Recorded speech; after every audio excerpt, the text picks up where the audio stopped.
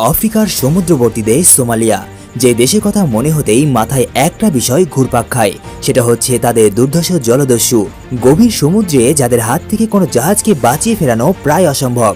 তারা যেমন সমুদ্রে রাজত্ব করে বেড়ায়, ঠিক তেমনি আফ্রিকার বিভিন্ন জায়গায় তাদের রয়েছে বেশ চোখে পড়ার মতো কড়া দখল। এদের মধ্যেই সোমালিয়ার একটা মিলিশিয়া ডাকাত দল ভয়ঙ্কর উদ্দেশ্যে কিডন্যাপ করে নেয় ছোট বাচ্চাদের একটা স্কুল বাস। এরপর শুরু হয়ে যায় দেশের মধ্যে একটা থমথমে পরিস্থিতি, যা মোকাবেলা করতে দেশের সেনাবাহিনীকে নিয়ে আসতে হয়। আর যখন তারাও ব্যর্থ হয়, তখন পরিস্থিতি সামলাতে সরকার বাধ্য হয়ে বিদেশ থেকে ভাড়া করে আনে কিছু প্রফেশনাল স্নাইপার কিলারকে। তাহলে বুঝতেই পারছো আজকের মুভিটা কেমন হতে চলেছে। আরেকটা কথা বলে রাখি, মুভিটা কিন্তু 1976 সালে আফ্রিকার জিবুতিতে ঘটে যাওয়া বাস্তব ঘটনা থেকে তৈরি করা হয়েছে। তো চলো আর বেশি ফাটুর ফুটুর না করে শুরু করে দেই আজকের মুভির দুর্ধর্ষ এক্সপ্লেনেশন। তার আগে তোমাদের কাছে আমার একটা ছোট্ট রিকোয়েস্ট, আমার এই ভিডিওটা যদি তোমার ভালো লেগে থাকে তাহলে ভিডিওতে একটা লাইক আর চ্যানেলটাকে সাবস্ক্রাইব করে দিও। এতে আমার ইন্সপিরেশন বেড়ে যাবে, যার ফলে তোমাদের জন্য পরবর্তীতে নিয়ে আসতে পারবো এরকমই কিছু অসাধারণ মুভির ডিটেল এক্সপ্লেনেশন একদম বাংলায়। মুভি শুরু হতে বলা যায় সময়টা ছিল 1976 সাল।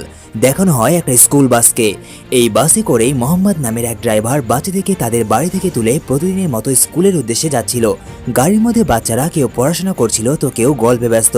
ঠিক এমন সময় হঠাৎ করে গাড়ির মধ্যে ঢুকে পড়ে একজন অজানা লোক।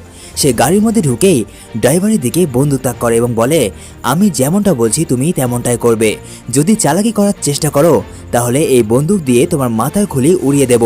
ড্রাইভার তো এরকম হুমকি ধামকি এবং বন্দুক দেখে ভয় পেয়ে যায়, আর এই জন্য ওই লোকটা বাসটাকে যেদিকে নিয়ে যেতে বলে সেদিকেই সে নিয়ে যায়। আসলে এই লোকটা হলো সোমালিয়ান মিলিশিয়া দলের লিডার। যারা জানো না মিলিশিয়া কাদের বলে তাদের বলি, মিলিশিয়া সোমালিয়ার বিদ্রোহী বা গেরিলা গোষ্ঠী, যারা ক্ষমতাসীন শাসনের বিরুদ্ধে কাজ করে। দেখতে দেখতে সেই বাসের মধ্যে মিলিশিয়া দলের আরও সদস্য চলে আসে এবং তারাই সম্পূর্ণ বাসটাকে হাইজ্যাক করে নেয়। কিছুক্ষণ পর এই বাসে আরও একজন স্কুল বয় উঠলে তার বাবা দেখতে পায় এই বাসটাকে কিছু লোক কিডন্যাপ করে নিয়েছে। সেটা বুঝতে পারা মাত্রই সে বাসের পেছনে দৌড়াতে থাকে এবং চেঁচামেচি করতে থাকে, কিন্তু কোনো লাভ হয় না। বাসটা তার ছেলেকে নিয়ে সেখান থেকে চলে যায়। এদিকে দেখানো হয় ওই স্কুলকে, যেখানে একজন শিক্ষিকা ক্লাসে বাচ্চাদের জন্য অপেক্ষা করছে। এক পর্যায়ে যখন অনেক সময় পার হয়ে যায় এবং কোনো বাচ্চারাই আসে না, তখন সে বাইরে যায় এবং তাদের সম্পর্কে খোঁজ খবর নেয়। এখানে সে জানতে পারে বাচ্চাদেরকে নিয়ে যে বাসটা স্কুলের দিকে আসার কথা ছিল সেই বাসটা এখনো আসেনি। একথা শুনে সে অনেক ঘাবড়ে যায় এবং বাচ্চাদেরকে নিয়ে দুশ্চিন্তা করতে থাকে। অন্যদিকে দেখানো হয় সেই স্কুল বাসকে। এই বাসে যে মিলিশিয়া লিডার রয়েছে তার নাম ইউসুফ। ইউসুফ ড্রাইভারকে বলে, এই বাসটা সোজা বর্ডারের দিকে নিয়ে চলো। ড্রাইভার তার কথা মতোই বাসটাকে ওদিকে নিয়ে যায়। এরই মধ্যে সেখানে একজন ছোট্ট বাচ্চা ইউসুফকে বলে, আমরা কি স্কুলে যাচ্ছি? আজকে এত দেরি হচ্ছে কেন? বাচ্চাটির কথা শুনে ইউসুফ অনেক রেগে যায় এবং তাকে জোরে আঘাত করে নিচে ফেলে দেয়। ইউসুফের এরকম নিষ্ঠুর ব্যবহার দেখে সেখানে থাকা আরও যে সকল বাচ্চারা রয়েছে তারা অনেক ভয় পেয়ে যায় এবং আতঙ্কিত হয়ে পড়ে। ইউসুফ বলে, সবাই একদম চুপ হয়ে থাকবে, কথা বলেছ তো বাস থেকে ফেলে দেব। এরই মধ্যে ড্রাইভার দেখতে পায় মিলিটারি বাহিনী তাদের পিছু করেছে, আর এই জন্য সে বাসটাকে স্লো করতে থাকে। কিন্তু ইউসুফ যখন এই ব্যাপারটা বুঝতে পারে তখন সে ড্রাইভারকে বলে, যদি তুই আর একবার আমার অনুমতি বিনা গাড়ি থামানোর চেষ্টা করিস তাহলে এই বন্দুক দিয়ে তোর মাথার খুলি উড়িয়ে দেব। আর এই জন্য ড্রাইভার আবারও বাসটাকে জোরে চালাতে শুরু করে। এদিকে মিলিশিয়া গ্যাংয়ের সবাইকে নিয়ে ইউসুফ বাসের পেছনের দিক দিয়ে মিলিটারির উপরে গুলি চালাতে থাকে। আর এই গুলির শব্দ শুনে ভেতরে থাকা সকল বাচ্চারা একদম ভয় পেয়ে যায়। তারা বুঝতে পারছিল না তাদের কি করা উচিত। এরকম পরিস্থিতির মধ্যেই তারা পৌঁছে যায় সোমালিয়ার বর্ডারে। কিন্তু বর্ডারের বাইরে থাকা মিলিটারি আগে থেকেই সেখানে কাটার তার বিছিয়ে রেখেছিল, যার ফলে বাস বর্ডারে পৌঁছানোর আগেই তার টায়ার পাংচার হয়ে যায় এবং রাস্তা থেকে নেমে অন্যদিকে চলে যায়। ততক্ষণে সোমালিয়ার বর্ডার বন্ধ হয়ে গেছিল। আসলে মিলিশিয়া গ্যাংয়ের সদস্যরা এই বাস ভর্তি বাচ্চাদেরকে সোমালিয়ার বর্ডার পার হয়ে পাচার করতে চেয়েছিল, কিন্তু একটা ভুলের কারণে তাদের পরিকল্পনা ভেস্তে যায়। তারা আটকে যায় এই দেশের মধ্যেই। মিলিটারিও তাদের পিছু করতে করতে বর্ডার অব্দি এসে পৌঁছায়। মিলিশিয়া গ্যাং লিডার ইউসুফ এই সব কিছু দেখে অনেক ক্ষিপ্ত হয়ে ওঠে এবং ড্রাইভারের দিকে বন্দুক তাক করে বলে, এই বাস থেকে বেরিয়ে যাও এবং সেখানে থাকা সকল মিলিটারিকে বলে দাও তারা যদি এক পাও এই বাসের দিকে এগিয়ে আসে তাহলে ছোট ছোট বাচ্চাদেরকে তাদের পক্ষে বাঁচানো সম্ভব হবে না। এরপর দেখানো হয় ফরাসি সরকারকে। আসলে এই ঘটনাটা কিন্তু 1976 সালের, যে সময় জিবুতি ফ্রান্সের উপনিবেশ ছিল। এরপর সরকার জানতে পারে সোমালিয়া বর্ডারে কিছু ডাকাত দল স্কুলের বাচ্চাদের সহ একটা বাস কিডন্যাপ করে নিয়েছে এবং সেগুলো সোমালিয়াতে পাচার করতে চায়। এসব খবর জানতে পেরে সরকার তাদের মিলিটারি বাহিনীকে সেখানে পাঠায়, কিন্তু তাতেও কোনো কাজ হয় না। এরপর ফরাসি সরকার বিশ্বের নামিদামি একটা স্নাইপার টিমকে খবর দেয়, যাদের প্রত্যেকেই এক একটা ভয়ঙ্কর লেভেলের স্নাইপার অ্যাসাসিন। এরপর দেখানো হয় সেই ভয়ঙ্কর স্নাইপার টিমের লিডারকে, যার নাম আন্দ্রে। আন্দ্রের কয়েকদিন আগেই একটা বিশাল বড় অপারেশন হয়েছে, কিন্তু তাকে যখন সরকারের পক্ষ থেকে এই বিষয়ে জানানো হয়, তখন সে কোনো কিছু চিন্তা না করেই এই মিশনের জন্য রাজি হয়ে যায়। সে ওই সকল ছোট ছোট বাচ্চাদের জীবন বাঁচানোর জন্য তৎক্ষণাৎ হসপিটাল থেকে বেরোনোর সিদ্ধান্ত নেয় এবং আন্দ্রের বলা মাত্রই তার টিমের সকল সদস্য একত্রিত হয়। এরপর তাদেরকে একটা স্পেশাল প্লেনে করে জিবুতিতে পাঠানোর জন্য প্রস্তুত করা হয়। এদিকে দেখানো হয় সেই স্কুল শিক্ষিকাকে, যার নাম জ্যানি অ্যান্ডারসন। জ্যানি যখন জানতে পারে তার স্কুলের বাচ্চাদেরকে বাস সহ কিডন্যাপ করা হয়েছে, তখন সে খোঁজ খবর নিয়ে বর্ডার অবধি পৌঁছে যায়। কিন্তু জেনি কারো কথা না শুনে সে বাসের দিকে এগোতে শুরু করে। এইটা দেখে সেখানে থাকা একজন পুলিশ অফিসার তাকে বলে, আপনি কোথায় যাচ্ছেন? আপনি সামনে যেতে পারবেন না। কিন্তু জেনি তাকে জানায় সে কিডন্যাপারদের সাথে কথা বলতে চায়। একথা শুনে অফিসার তাকে বলে, না, আপনি সামনে যেতে পারবেন না। আর আপনি কে? উত্তরে জেনি বলে, আমি তাদের স্কুল শিক্ষিকা, আমার দায়িত্ব তাদেরকে বাঁচানো। কিন্তু পুলিশ অফিসার তাকে কোনো মতেই সেখানে যেতে দেবে না, কারণ সেখানে রয়েছে অনেক রকমের বিপদ। এই বিষয় নিয়ে দুজনের মধ্যে তর্ক শুরু হয়। ঠিক এমন সময় সেখানে মিলিটারি জেনারেল অফিসার চলে আসে এবং পুলিশ অফিসারকে ডাকলে সে তার কাছে চলে যায়। আর এই সুযোগটাই ওঠায় জেনি। সে এই ফাঁকে দৌড়ে চলে যায় সেই বাসের কাছে। বাকি অফিসাররা তাকে আটকানোর চেষ্টা করে, কিন্তু সক্ষম হয় না। এদিকে মিলিশিয়া গ্যাং লিডার ইউসুফ জেনিকে দেখা মাত্র একটা ছোট্ট বাচ্চাকে সঙ্গে নিয়ে বাইরে বের হয় এবং তার দিকে অনবরত গুলি চালায়। ভাগ্য ভালো গুলিগুলো জেনিকে লাগেনি। ইউসুফ তাকে বলে, কে তুমি, আর কেনই বা এদিকে আসছো? আমি তো আগেই বলেছি, তোমাদের মধ্যে কেউ যদি এক পা আগে বেরিয়ে এই বাসের দিকে আসার চেষ্টা করে তাহলে সবাইকে শেষ করে দেব। তাহলে তোমার এত সাহস হলো কিভাবে? সত্যি করে বলো, কে তুমি? মিলিটারি সদস্য নাকি? এসব কথা শুনে জেনি তাকে বলে, না, তুমি যে সকল বাচ্চাদেরকে কিডন্যাপ করে রেখেছো এই সকল বাচ্চাদের স্কুলের শিক্ষিকা আমি। তবে আমি ফরাসি নই, আমি হলাম আমেরিকান।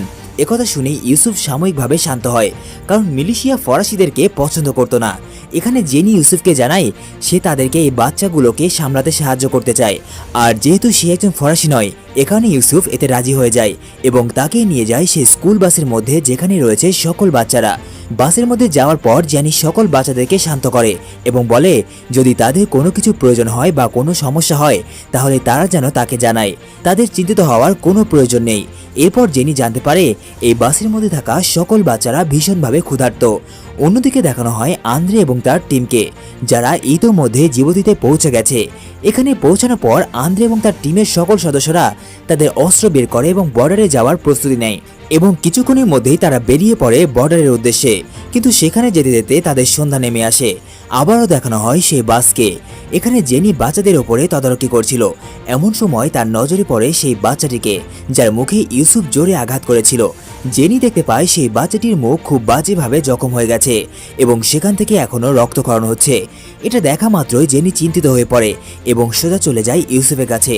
সে ইউসুফকে বলে, আপনি যে বাচ্চাটিকে মেরেছিলেন তার অবস্থা খুবই খারাপ, আমাদের উচিত তাকে মিলিটারির কাছে পাঠিয়ে দেওয়া, কারণ তার চিকিৎসার প্রয়োজন। একথা শুনে ইউসুফ জেনির ওপরে হুমকি ধামকি দিতে শুরু করে এবং বলে, এটা অসম্ভব, এখান থেকে একটা বাচ্চাও ফেরত যাবে না। যদি তারা মারা যায় তো যাক, তাতে আমার কোনো অসুবিধা নেই। কিন্তু জেনি থেমে থাকার মতো মেয়ে নয়। সে আবারও ইউসুফকে বলে, যদি তাকে পাঠাতে না চান তাহলে অন্তত তার জন্য কিছু মেডিসিনের ব্যবস্থা করুন। কিন্তু ইউসুফ তাতেও রাজি না হলে জেনি সেখান থেকে চলে যায়। এদিকে কিছুক্ষণের মধ্যেই আন্দ্রের স্নাইপার টিম সেখানে পৌঁছায়, কিন্তু মিলিটারিরা তাদেরকে দেখে একটু অবাক হয়, কারণ তারা এই বিষয়ে কিছুই জানতো না। মিলিটারি অফিসাররা তাদেরকে হুটহাট সেখানে দেখে অনেক বাজে ব্যবহার করতে শুরু করে। এক পর্যায়ে মিলিটারি আন্দ্রের টিমকে তারা এখানে কি করছে এসব বিষয় জিজ্ঞাসা করলে তারা জানায় তারা এখানে ওই স্কুল বাসটাকে কিডন্যাপারদের হাত থেকে রেস্কিউ করতে এসেছে। তারা হলো বিখ্যাত স্নাইপার টিম, যাদেরকে পাঠিয়েছে এই ফরাসি সরকার। একথা শোনার পরেই মিলিটারি বাহিনী শান্ত হয় এবং স্নাইপার টিমের সদস্যদেরকে তাদের অভ্যন্তরীণ পরিকল্পনার জন্য ভেতরে নিয়ে যায়। মিলিটারি জেনারেল অফিসার আন্দ্রের সাথে কথা বলার সময় জানতে পারে আন্দ্রের বাবা তার পরিচিত। তো যাই হোক, এরপর তারা বিভিন্ন আলাপ আলোচনা করে শুরু করে দেয় প্ল্যানিং, যে কিভাবে তারা সেই বাচ্চাদেরকে সেখান থেকে উদ্ধার করবে। আন্দ্রে এখানে জেনারেলকে জানায়, যেহেতু আমরা স্নাইপার তাই আমাদের পরিকল্পনা হলো আমরা প্রথমেই যে যার মতো করে পজিশন নিয়ে নেব এবং সুযোগ পেতেই তাদের সবাইকে এক নিমিষেই একই সঙ্গে শেষ করে দেব। কিন্তু জেনারেল তাকে বলে, তুমি যতটা সহজভাবে কথাটা বলছো ব্যাপারটা কিন্তু ততটাও সহজ নয়। উত্তরে আন্দ্রে জানায়, আমি এখানে আসার আগেই এই মিলিশিয়া গ্যাংয়ের ব্যাপারে ডিটেল নিয়ে এসেছি। তারা ওই সকল বাচ্চাদেরকে সোমালিয়া বর্ডারের ওপাশে পাঠাতে চায়। এখানে তাদের আরও সদস্য রয়েছে এবং ওপাশে যাওয়ার সঙ্গে সঙ্গেই তারা ওই বাচ্চাদেরকে বিশ্বের বিভিন্ন জায়গায় পাচার করে দেবে। আর এটা তারা করবে সোমালিয়ার বর্ডার খোলার মাত্রই। এজন্য আমাদের কাছে মাত্র 24 ঘন্টা সময় আছে। আমাদেরকে যা কিছু করার এই 24 ঘন্টার মধ্যেই করতে হবে।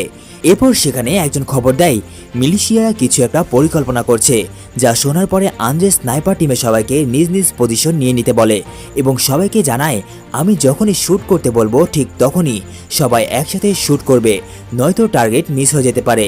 আর এই জন্য সবাই নিজ নিজ পজিশন নিয়ে নেয় এবং মিলিশিয়াদের ওপরে নজর রাখতে শুরু করে। আর এই সুযোগে আন্দ্রে সাহসের সঙ্গে অন্ধকারের মধ্যে আস্তে আস্তে সেই বাসের কাছে গিয়ে পৌঁছায়। বাসের কাছে পৌঁছাতেই সে জেনির আওয়াজ শুনতে পায়। জেনি ইউসুফকে বলছিল সে একটু বাইরে যেতে চায়। এরপর জেনি বাইরে আসলে হঠাৎ করে তার সামনে অন্ধকারের মধ্যে আন্দ্রেকে দেখে চিৎকার করে ওঠে, কিন্তু আন্দ্রের সঙ্গে সঙ্গেই তাকে ইশারার মাধ্যমে চুপ করতে বলে। ততক্ষণে ইউসুফ তার চিৎকার শুনে ফেলে এবং তাকে বলে কি হয়েছে তোমার, তুমি চিৎকার করছো কেন? পরিস্থিতি সামলানোর জন্য জেনি ইউসুফকে মিথ্যা বলে। সে বলে আসলে আমি এখানে একটা সাপ দেখতে পেয়েছিলাম আর এজন্যই ভয়ে চিৎকার করে উঠি। প্ল্যান ঠিকঠাকই চলছিল। স্নাইপার টিমের সবাই অন্ধকারের মধ্যে সবার পজিশনে ছিল। ঠিক এমন সময় হঠাৎ করে মিলিটারি ক্যাম্পের আলোগুলো জ্বলে ওঠে। জানা যায় এই আলোকবাতিগুলো জেনারেল অন করে দিয়েছে। লাইটগুলো জ্বলতেই আন্দ্রেকে স্পষ্ট দেখা যাচ্ছিল। সে কোনো মতে পালিয়ে ক্যাম্প অবধি পৌঁছায়, কিন্তু এইবার মিলিশিয়ারা তাকে দেখে ফেলে, যাতে করে তাদের সম্পূর্ণ প্ল্যান ভেস্তে যায়। এই ঘটনা ঘটার পরে তারা সবাই মিলে জেনারেলের সাথে দেখা করতে যায়। কেন সে এরকম বোকার মতো কাজ করলো? প্রতিমধ্যেই তারা পেয়ে যায় কিছু গার্ডদেরকে। এরপর তাদেরকে এই বিষয়ে বলতেই তারা রেগে যায় এবং বলে লাইটগুলো অফ হবে না, এটি এখানকার নিয়ম, তোমাদেরকে আলো জ্বালা অবস্থাতেই কাজ করতে হবে। একথা শুনে সেখানে থাকা দুই টিমের মধ্যে অর্থাৎ স্নাইপার টিম এবং মিলিটারি টিমের মধ্যে বেঁধে যায় এক বিশাল তর্ক বিতর্ক। এরই মাঝে এক মিলিটারি সদস্যের উল্টাপাল্টা কথা বলায় স্নাইপার টিমের একজন তাকে ঘুষি মেরে ফেলে দেয় এবং দেখতে দেখতেই এই দুই টিমের রাগারাগি বাড়তে শুরু করে। ততক্ষণে ওইদিকে আন্দ্রে জেনারেল অবধি পৌঁছায় এবং তাকে বলে তোমার এটা করা উচিত হয়নি, তোমার জন্যই আমরা এই পরিকল্পনায় সম্পূর্ণরূপে ব্যর্থ হলাম। তোমার যত তাড়াতাড়ি সম্ভব ওই লাইটগুলো অফ করতে হবে। কিন্তু জেনারেল বলে এরকম কিছুই হবে না, এই লাইটগুলো সম্পূর্ণ রাত জুড়ে জ্বলবে। একথা শুনে আন্দ্রে জেনারেলকে বোঝানোর অনেক চেষ্টা করে, কিন্তু জেনারেল তো নিজেকে মহাজ্ঞানী মনে করে। সে কোনো কিছুই বুঝতে চায় না এবং এরপর আন্দ্রে তাকে জানায় তুমি নিজেও জানো না তুমি আমাদের এবং ওই বাসে থাকা বাচ্চাদের জন্য কতটা বিপদ বাড়িয়ে দিয়েছ। তোমার কাছে যদি অন্য কোনো প্ল্যান পরিকল্পনা থাকে তাহলে আমাকে জানাতে পারো, আর এরপরে আমরা শান্ত হব। কিন্তু জেনারেলের কাছে এরকম কোনো পরিকল্পনাই ছিল না। এই জন্য আন্দ্রে বাধ্য হয়ে সেখান থেকে চলে যায়। এদিকে দেখানো হয় জেনিকে, যে বাইরে দাঁড়িয়ে থেকে সিগারেট খাচ্ছিল। কিছুক্ষণ পর ইউসুফ তার কাছে আসে এবং তাকে বলে তুমি একজন ভালো এবং বুদ্ধিমান মেয়ে, তোমার উচিত এখান থেকে ফিরে যাওয়া। কিন্তু সেই বাচ্চাদেরকে না নিয়ে এখান থেকে কোনো মতেই ফিরবে না। এরপর দেখানো হয় আন্দ্রে এবং তার টিমকে, যারা তাদের অস্ত্রগুলোকে পরিষ্কার করছিল এবং জেনারেলকে বোঝাচ্ছিল। তারা জেনারেলকে বলে আমাদের শুধুমাত্র একটা শট লাগবে আর এই এক শটেই তাদের সবাইকে শেষ করে দেব, কারণ তাদের টিমে মাত্র 4 জন আর আমরা আছি 5 জন। আমরা সবাই সেখানে থাকা এক একজনের প্রতি টার্গেট করব এবং সুযোগ বুঝে তাদের সবাইকে একসাথে শেষ করে দেব। আর এভাবে সেই বাচ্চাগুলোকে অক্ষত অবস্থায় বাঁচানো সম্ভব। এই প্ল্যান বুঝতে পেরে জেনারেল এবার রাজি হয়ে যায়। এরই মধ্যে তাদের কাছে ফরাসি সরকার কর্তৃপক্ষের কাছ থেকে কল আসে। তারা তাদেরকে জানায় আমরা এই মিলিশিয়া কিডন্যাপারদের সাথে কথা বলতে চাই। আসলে তাদের উদ্দেশ্যটা কি এটা আমাদেরকে আগে জানতে হবে, আর যতক্ষণ আমরা এটা জানতে না পারবো ততক্ষণ তোমরা কেউ সেখানে হামলা করবে না। ব্যাস হয়ে গেল মিশনের রফা দফা। একথা শোনার পরে আন্দ্রে একদম চুপচাপ হয়ে যায়, কারণ তার এই মাস্টার প্ল্যান ভেস্তে গেছে। কিন্তু সে খুব বেশি সময় শান্ত থাকতে পারে না।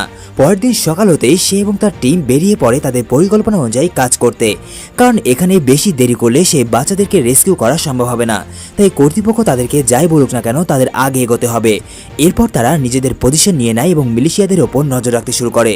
কিছুক্ষণ নজর রাখার পর তারা দেখতে পায় মিলিটারি একটা গাড়ি সেই বাসের কাছে গিয়েছে তাদেরকে খাবার দিতে। সেই গাড়িতে ছিল 2 জন মিলিটারি। একজন যায় বাসের ভেতরে খাবার দিতে। ঠিক এরকম সময় একজন বাচ্চা তার পেছনে চলে আসে এবং এই বিষয় নিয়ে তার এবং ইউসুফের মধ্যে তর্ক বিতর্ক হয়।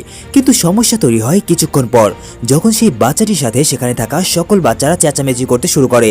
জ্যানি তাদেরকে শান্ত হতে বলে, কিন্তু তারা বারবার বলছিল তাদেরকে এখান থেকে মুক্ত করতে।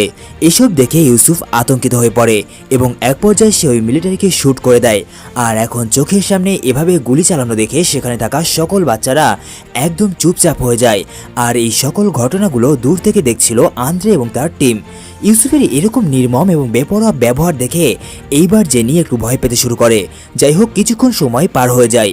ইউসুফ বাইরে গেলে জেনি তার কাছে যায় এবং তাকে বলে যে ছেলেটার মুখে তুমি আঘাত করেছিলে তার অবস্থা খুবই খারাপ, তাই তাকে ফেরানোর ব্যবস্থা করা উচিত। আর যদি তুমি এটা না চাও তাহলে মেডিকেল টিমকে এখানে আনার ব্যবস্থা করো। জেনির একথা শুনে ইউসুফ হাসতে শুরু করে, কারণ শুধুমাত্র ওই বাচ্চা কেন, যদি সব বাচ্চারাও মরে যায় তাতেও তার কোনো যায় আসে না। ইউসুফ জেনিকে বলে এখানে কোনো কিছুই আসবে না, না আসবে মেডিকেল টিম, না আসবে মিলিটারি কোনো সাহায্য, যা যেরকম রয়েছে সেরকমই থাকবে। তোমার কোনো অসুবিধা হলে তুমি এখান থেকে চলে যেতে পারো। এদিকে আন্দ্রে মিলিটারি ক্যাম্পে ফিরে আসে এবং জেনারেলকে বলে ওই মিলিশিয়া গ্যাং লিডার তোমার একজন সৈনিককে মেরে দিয়েছে, তুমি কি এখনো চুপ করে থাকবে, কিছু বলবে না ওদের? তোমরা চাইলে আমরা তাদেরকে শেষ করে দিতে পারতাম, এখনো সময় আছে, যা করার এরই মধ্যে করতে হবে, না হলে 2 থেকে 3 ঘন্টা পরেই সোমালিয়ার বর্ডার খুলে যাবে এবং পার হয়ে যাবে এই ভয়ঙ্কর মিলিশিয়া গ্যাং, সাথে নিয়ে যাবে ওই বাচ্চাদেরকেও, তখন তোমরা চাইলেও কিছুই করতে পারবে না। আন্দ্রে এসব কথা বলার পরেও জেনারেল একদম চুপচাপ হয়ে থাকে। আর জেনারেলের এরকম চুপচাপ থাকা দেখে আন্দ্রে তার টিমের বাকি সদস্যকে বলে যারা যারা পজিশনে আছে তাদের সবাইকে ডেকে নাও, কারণ আমাদের কাছে গুলি করার কোনো অনুমতি নেই, আমরা বরং বসে বসে মিলিশিয়া গ্যাংয়ের তাণ্ডব দেখি। অর্থাৎ আন্দ্রে মিলিটারিকে বিভিন্ন ইঙ্গিতে অপমান করছিল। ঠিক এমন সময় সেখানে এন্ট্রি হয় জ্যানি এবং ওই বাচ্চাটির, যার মুখে আঘাত লেগেছিল। এখানে জানা যায় মিলিশিয়া তাদেরকে ছেড়ে দিয়েছে যাতে করে ওই ছোট্ট বাচ্চাটির চিকিৎসা করানো যায়। তাদেরকে দেখা মাত্রই মেডিকেল টিম তৎক্ষণাৎ ওই ছোট্ট বাচ্চাটির চিকিৎসা করার জন্য নিয়ে যায়। আর এই সুযোগে আন্দ্রে জেনির সাথে কথা বলতে শুরু করে। আন্দ্রে জেনিকে বলে তাদের পরবর্তী পরিকল্পনাটি কি। উত্তরে জেনি জানায় তারা তাদের পরিকল্পনার কথা গোপন রেখেছে, তারা শুধুমাত্র কোনো রকমে একবার সোমালিয়ার বর্ডার ক্রস করতে চায়, আর এরপর হবে আসল খেলা। তারা যে বাচ্চাদের সাথে কি করবে এই বিষয়ে আমার কোনো ধারণা নেই, তবে এতটুকু হলফ করে বলতে পারি তারা খুবই খারাপ কোনো উদ্দেশ্যে এই বাচ্চাদেরকে বর্ডারের ওপাশে নিয়ে যাবে। এরপর আন্দ্রে তার পরিকল্পনা জেনির সাথে শেয়ার করে এবং বলে আমরা খুব শীঘ্রই মিলিশিয়া গ্যাংয়ের উপরে আক্রমণ করতে চলেছি, ততক্ষণের জন্য তুমি সাবধানে থেকো। এরপর জেনি আবারও সেই মিলিশিয়া গ্যাংয়ের কাছে ফিরে আসে। আর এদিকে আন্দ্রে এবং তার টিম আবারও তাদের পজিশন নিয়ে নেয়। এখানে জানা যায় মিলিশিয়া গ্যাং একটা বাসের জন্য অপেক্ষা করছে, যে বাসটা আসবে সোমালিয়া বর্ডারের ওপাশ থেকে। তারা সেই বাসে বাচ্চাদেরকে তুলবে এবং চলে যাবে। এদিকে আন্দ্রের টিম বাসে থাকা সকল মিলিশিয়াদের ওপর তাদের টার্গেট ফিক্স করে ফেলেছে। এখন শুধু অপেক্ষা আন্দ্রের অনুমতির। তারা আন্দ্রের কাছে অনুমতি চাইলে আন্দ্রে তাদেরকে বলে এখনই শুট করার দরকার নেই, আগে পরিস্থিতি বুঝি, কারণ এটি বর্ডার এরিয়া। একবার যদি শুট করে দেয় আর গুলি যদি কোনো ক্রমে বর্ডার ক্রস করে তাহলে 2 দেশের মধ্যে লেগে যেতে পারে এক ভয়ঙ্কর যুদ্ধ, তাই আমাদেরকে ভেবেচিন্তে কাজ করতে হবে। এখন আমরা আপাতত অপেক্ষা করি, যদি পরিস্থিতি হাতের নাগালে আসলো তো ঠিক আছে, আর যদি নাগালের বাইরে চলে যায় তাহলে আমাদেরকে শুট করতেই হবে। আন্দ্রে দেখতে পায় সোমালিয়া থেকে একটা বাস এদিকে আসছে। সে বুঝে যায় পরিস্থিতি নাগালের বাইরে চলে যাচ্ছে, তাই সে দেরি না করে তার টিমের সকল সদস্যকে শুট করতে বলে। আর যেহেতু তারা আগে থেকেই মিলিশিয়া গ্যাংয়ের উপরে টার্গেট করে রেখেছিল, তাই আন্দ্রে বলা মাত্রই কাজ হয়ে যায়। মুহূর্তের মধ্যেই বাসে থাকা সকল মিলিশিয়া সদস্যকে শুট করা হয় এবং তারা নিচে পড়ে যায়। এর মানে কাজ হয়েছে। কিন্তু সমস্যা হলো বর্ডারে মিলিশিয়া গ্যাংয়ের আরও সদস্য রয়েছে, যাদের ব্যাপারে আন্দ্রে বা তার টিম কেউই জানত না। আর এতেই বাধে বড় একটা বিপত্তি। সোমালিয়া বর্ডারে থাকা অন্যান্য মিলিশিয়া সদস্যরা বুঝতে পারে না যে গুলিটা কোথায় থেকে হচ্ছে। এদিকে জেনি সকল বাচ্চাকে সামলাতে শুরু করে, কারণ সে বুঝে গিয়েছে এখানে ভয়ানক কিছু ঘটতে চলেছে। কিছুক্ষণ সতর্ক থাকার পর সেই মিলিশিয়া সদস্যরা আন্দ্রে এবং তার টিমকে দেখতে পেয়ে যায় এবং বুঝতে পারে যে তারা কোথায় কোথায় পজিশন নিয়ে আছে। ব্যাস এইটা দেখা মাত্রই সেই মিলিশিয়া সদস্যরা অনবরত তাদের দিকে শুট করতে থাকে। মুহূর্তের মধ্যেই চোখের সামনে একটা মর্মান্তিক যুদ্ধ বেঁধে যায়। আন্দ্রে এবং তার টিম যদি একটা গুলি চালায় তাহলে মিলিশিয়া গ্যাংয়ের সদস্যরা 10টা গুলি চালায়, কিন্তু তাতেও মিলিশিয়া গ্যাং এই স্নাইপার টিমের সাথে পেরে ওঠে না, কারণ আন্দ্রের স্নাইপার টিমের সবাই ছিল একদম প্রফেশনাল স্নাইপার কিলার। তাই তারা যদি কারো দিকে একবার টার্গেট ফিক্স করে তাহলে তার বেঁচে ফেরার কোনো সুযোগ নেই। এভাবে যুদ্ধ চলতে থাকে। আর এই ফাঁকে স্নাইপার টিমের বেশ কয়েকজন সদস্য আস্তে আস্তে বাসের দিকে এগিয়ে যায় এবং সেখান থেকেই মিলিশিয়া গ্যাংয়ের ওপরে আক্রমণ করতে থাকে। এক পর্যায়ে মিলিশিয়ারা বুঝতে পারে যে তাদের অনেক সদস্য এই যুদ্ধে মারা গেছে আর গুটি কয়েক সদস্য বেঁচে রয়েছে যাদের দ্বারা এই যুদ্ধ পরিচালনা করা সম্ভব নয়। তাই তারা সুযোগ বুঝে এই 5 জন স্নাইপার থেকে পালাতে শুরু করে।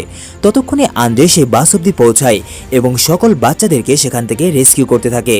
আন্দ্রে এবং তার টিম মনে করেছিল তারা সকল বাচ্চাকে বাঁচিয়ে নিয়েছে, কিন্তু না, এখানে সকল বাচ্চাকে বের করার পরেও তারা দেখতে পায় একটা বাচ্চা নিচে শুয়ে আছে, অর্থাৎ তাকে গুলি লেগেছিল এবং সে তৎক্ষণাৎ মারা গেছে। এইটা দেখে সেই স্নাইপার টিম এবং ওই শিক্ষিকা অনেক কষ্ট পায়। তাদের টার্গেট ছিল সবাইকে অক্ষত রেখে মিশনটা কমপ্লিট করা, কিন্তু তাতেও তারা ব্যর্থ হয়।